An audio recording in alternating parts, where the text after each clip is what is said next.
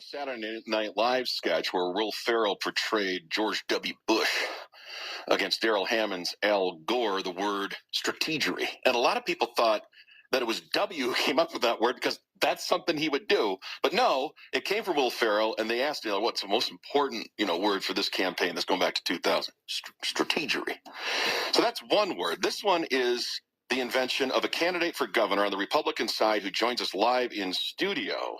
And the term is Imagineering. I'm going to let him explain it, but he joins us now on Ryan Schuling Live, John Brooks. You can find out more about his campaign, Brooks for cogov.com, and I'll spell that out because it's radio and we don't have slugs or icons on the television screen for you to see. Brooks, the number 4, COGUV.com. John Brooks, our guest. So, John, Imagineering, that's your term. Have you trademarked it? No, and when I first came up with it, I realized I hadn't been the first one to come up with it. So okay. It wasn't Will Ferrell, but... So first of all, thanks for having me. You bet. Good to be back again. So when I looked at the culture across Colorado that we've created in the last 20, 25 years, it's really been one of offense, defense, and trench warfare. That's what we're seeming to be educating people on both sides right now. And I've always championed a program of Colorado Minds for Colorado Careers where we lead through our own innovations. And, but looking at that, how do we move forward in this culture that we've created? How do we foster something like that? And we also seem to have forgotten that the foundation of leadership in the party or in general is through inspiration. And, who's truly inspiring in the state today? And that you can sit here for a long time and ponder that. I'm probably not going to come up with a great answer. And let's not confuse inspiration with mobilization. All right, we've all in both parties been very focused on mobilizing under the guise of leadership, but we have an opportunity to lead along the high road as a party right now. And quite frankly, I don't think anybody has actually even built that road yet for us to lead on. We have an opportunity to create conversations that inspire. We have an opportunity to foster imagination that leads to innovation, but it seems we really kind of misplaced that imagination in the state. So how do we engineer paths forward without first feeding that imagination? Well, a little bit of a long story to get to it, but my administration will focus every program in my contract with Coloradans around this concept of Imagineering. This is something that came to me late one night as a term. And sure enough, Walt Disney came with the same concept around 1952. So much for me creating a new term. But look at what he created off of that term. Look at where he was able to foster imagination in youth and where he was able to take that dynasty. Now, Disney isn't anything like what it used to be. But if you look back 40, 50, 60, 70 years ago, it was something that really brought forth imagination and creativity and drove desires for people to do things. And Colorado really needs to pursue a policy of Imagineering our future. And this fits into every corner of our future when you think about it. Affordability, for instance. We imagine affordable, safe communities. We engineer the path to get there.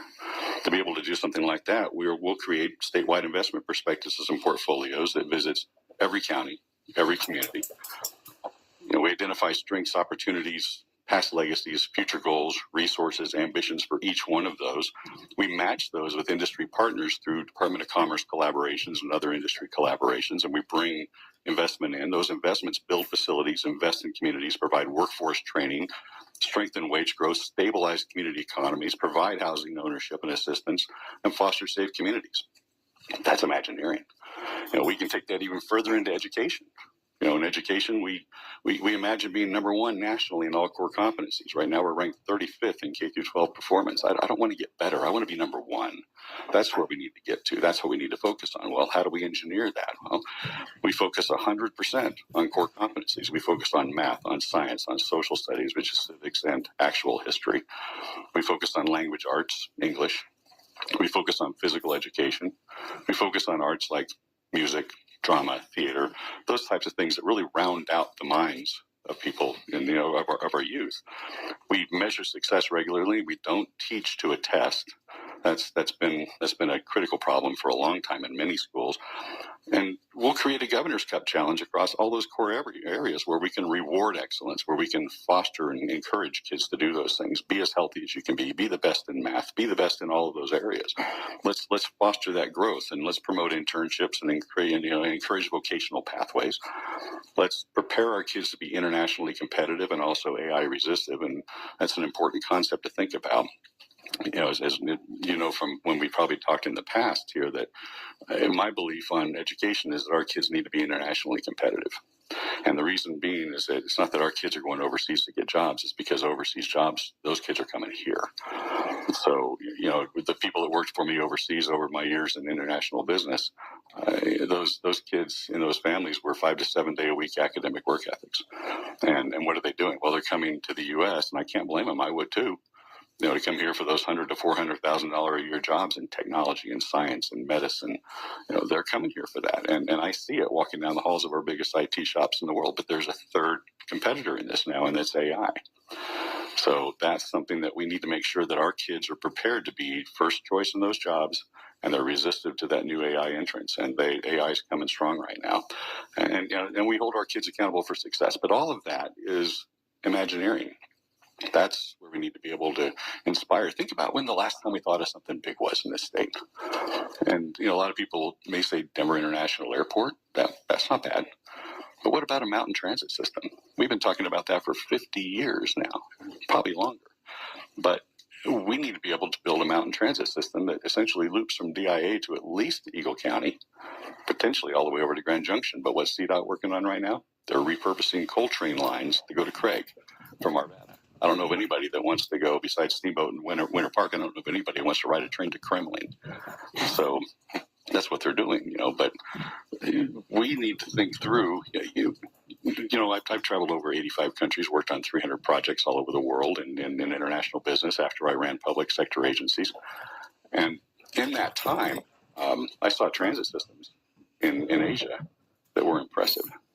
Why aren't we doing that? We've got a hub and spoke light rail system that, frankly, is so far behind financially and getting worse, and not able to complete Northwest corridors and everything else. They want even another $1.6 billion to pull themselves out of the hole from the last billion that they got, 10 or some odd years ago.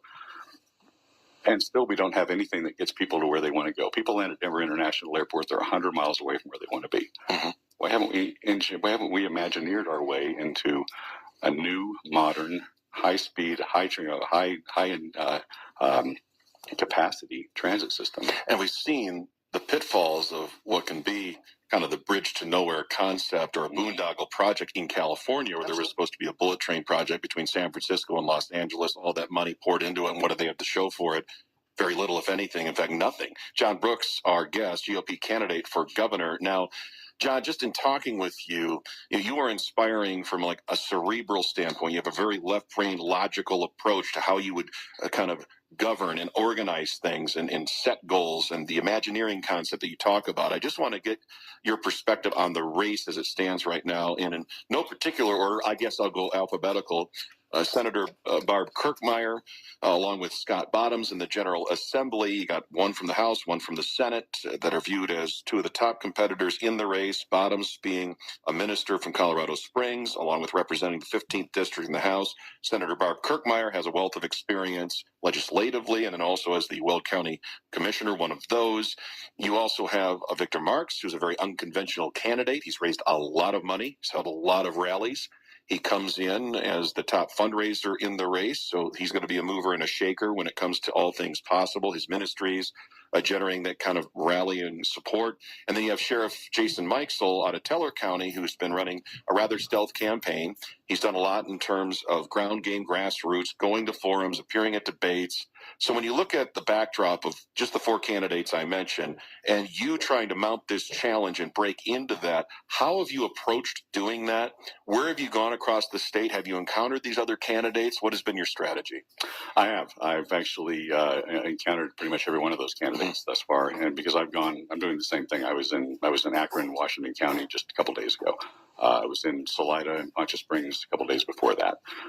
all over the Denver area. I've been to my home county up in Boulder several times now, and for both town halls and also GOP events. And those town halls, we're reaching out to people that I grew up with that are not GOP. And, it's interesting to go to a town hall when you're one of 3 Republicans in the room and everybody else is not.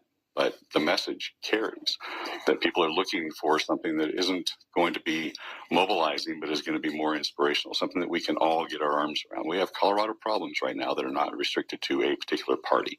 So we need to be able to build on that and be able to build towards solutions that we can all move towards in that kind of an environment. And right now, if we trench ourselves on either side, we're not going to get anywhere. But back to what you're talking about, I think it's important to note that looking at a background for somebody like myself that has run government agencies back to profitability and off the back of taxpayers, that's actually run international businesses in countries all over the world.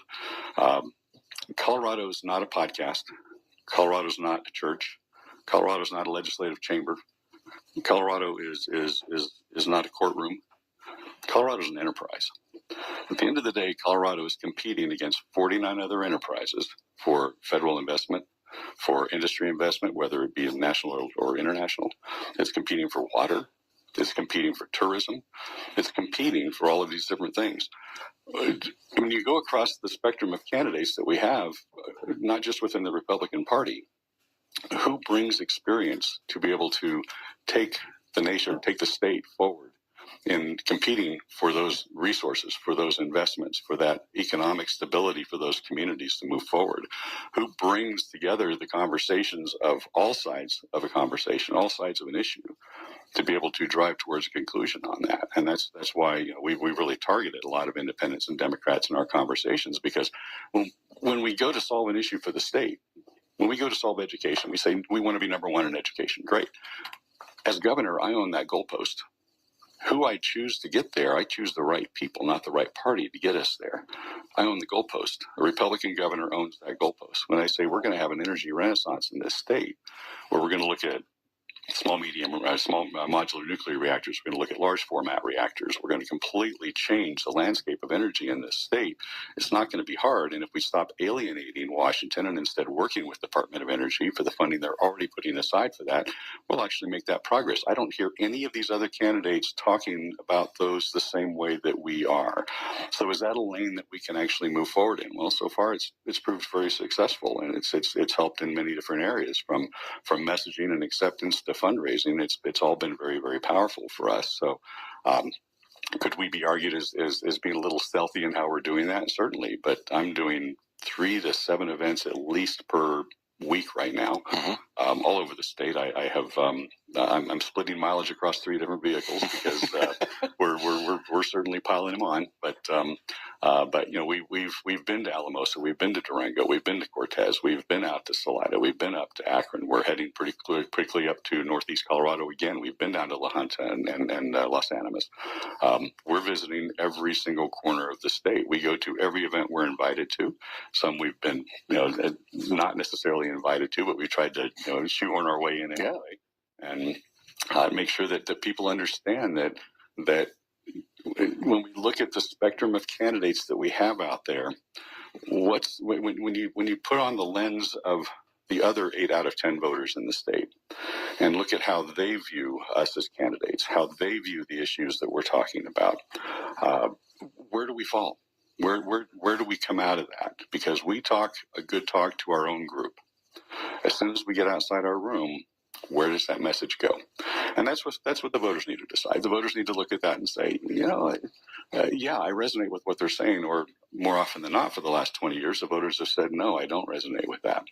So it's interesting to listen to Phil Weiser not too long ago on Cal Clark. Everybody knows Cal Clark, of course.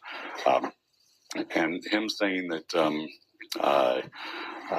everybody leans left, even though they've largely moved towards more of that independent and unaffiliated range.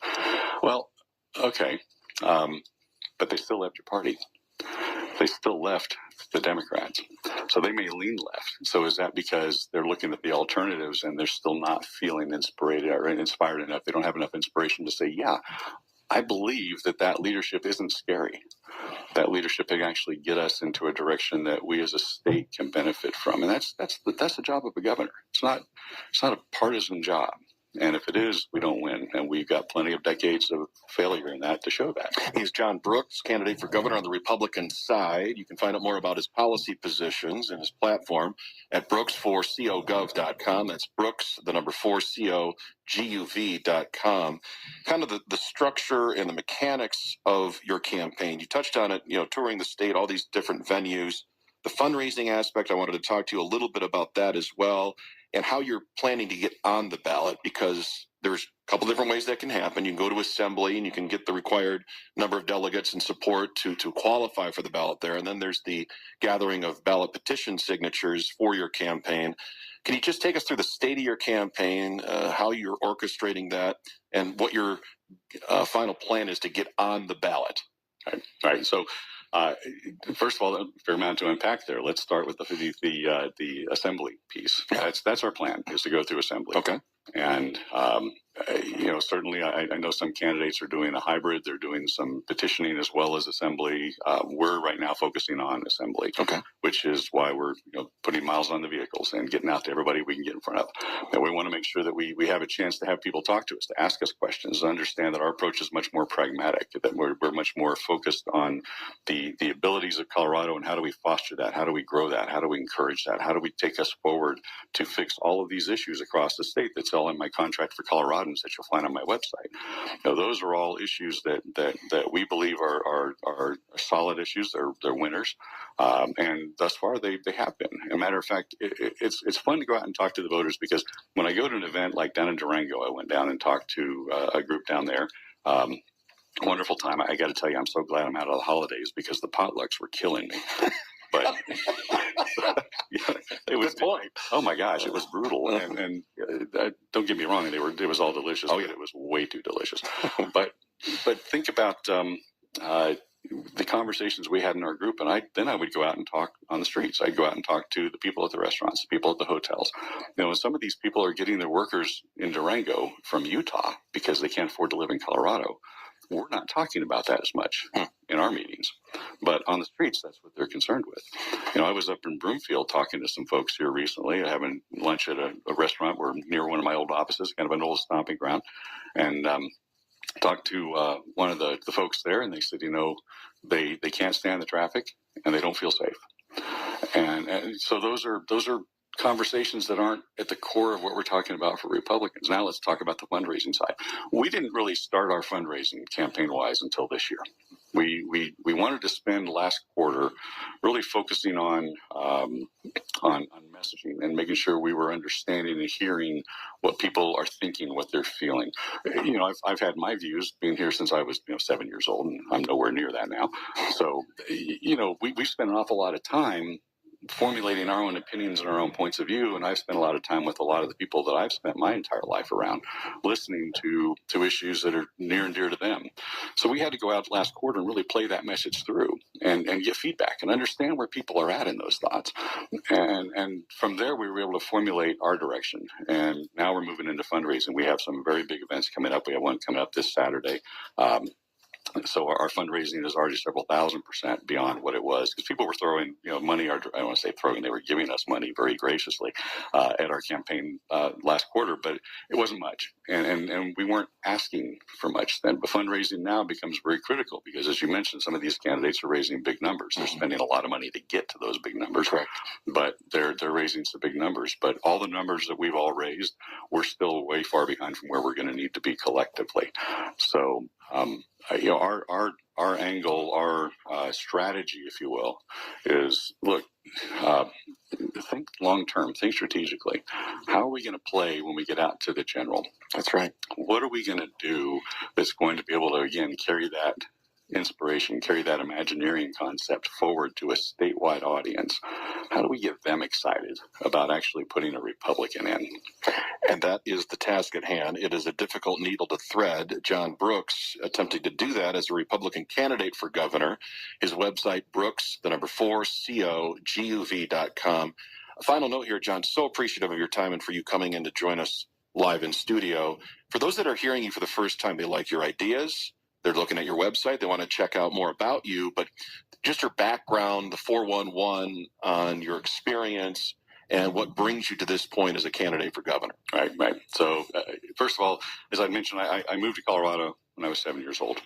That was back in 1972. And we were a technology family. We were agriculture and technology. So my grandfather had dairy farms, or a dairy farm actually down in Cortez. We built computers to computerize dairy farms. That ended up being our family's go-forward business. He gave our farm to the Navajo Nation way back then, and scored him an interview with Walter Cronkite back in the day, which is 7 years old. I had no clue how important that was. But for the last several decades, I've served as a chief of emergency services as a paramedic firefighter. Rose to chief in my 30s for two different organizations, both public and private. I was a member of the Air Force Reserves, and for the last 25 years as an executive and CEO in the data technology sector with multinational companies. I was part of a founding group of companies up in the northwest part of the Denver area. That company was bought by a company in London, bought by a company in India. We grew it to 1,000 employees, $100 million run rate. We had a pretty good run. But why am I running? I look at this and say that the state needs fresh visions, fresh views, fresh approaches, fresh faces to be able to tackle the issues that have been really increasingly building in our state. With all this trench warfare that we've been having, we've been shoving these issues aside and not really addressing them appropriately. And as I said, I've never been elected to government, but I have run those government agencies, and I bring that executive experience in both public and private. So leading the enterprise government agencies, I'd mentioned before, back to profitability. When I got there, they were losing money, and the counties were billing them out. But the county was billing them out. Within the first 6 months, we completely brought that into an enterprise model, got it completely off the back of taxpayers. On the public or on the private side, I've run these projects all over the world, and a lot of those projects have been around revenue, cost, and fraud management across companies that have budgets that are 3 times the size of the state of Colorado. And I've done that for hundreds of companies around the world. But I'm not a politician, and in fact, I don't think that's what we need at this time. I think we really need a common Coloradan with some uncommon sense. And that's what I'm going to bring to the table. And over the years, as I watch our roads get worse, our energy become more expensive, our education continue to decline, our policies that are encouraging crime that are being put forth by not only our legislature but also district attorneys, all of those things need to be brought back under some reasonable control. And that's what I focus on. I am not the candidate that's going to campaign on ideology or an emotion. I'm not that guy. If that's what you're looking for, there's plenty of others out there. I'd point you to them. I'm not that guy. So I am focused absolutely on Colorado issues that are going to decrease cost and increase prosperity. That's my focus. I want to go through and lower healthcare costs. I want to lower energy costs. My contract with Coloradans is going after transportation, education, energy, affordability, crime and public safety, resources and sustainability, healthcare, immigration, fiscal health, taxation fairness, legislative reviews for the last 3,000 pieces of legislation that are costing anywhere between $2 and $10 billion more in our state budget, wildfire mitigation, rural protection, digitalization and revitalization, parental rights. I mean, I've got a laundry list, but behind that are pages and pages and pages of plans, because my background as an enterprise guy, that's how I think. That's how we do things. We're in business. We do 20 things at once. We don't do one thing at once. We leave one thing at once to the government. Government doesn't need to work that way anymore. He is an unconventional candidate in the best possible way, as a business mind coming in. And with that approach, overarching, looking to thread that needle, get onto the ballot and into the general. John Brooks, GOP candidate for governor. Find out more about his campaign. Once again, Brooks, the number 4, COGUV.com. John Brooks, thank you so much for your time here today. Thank you. Enjoyed being here.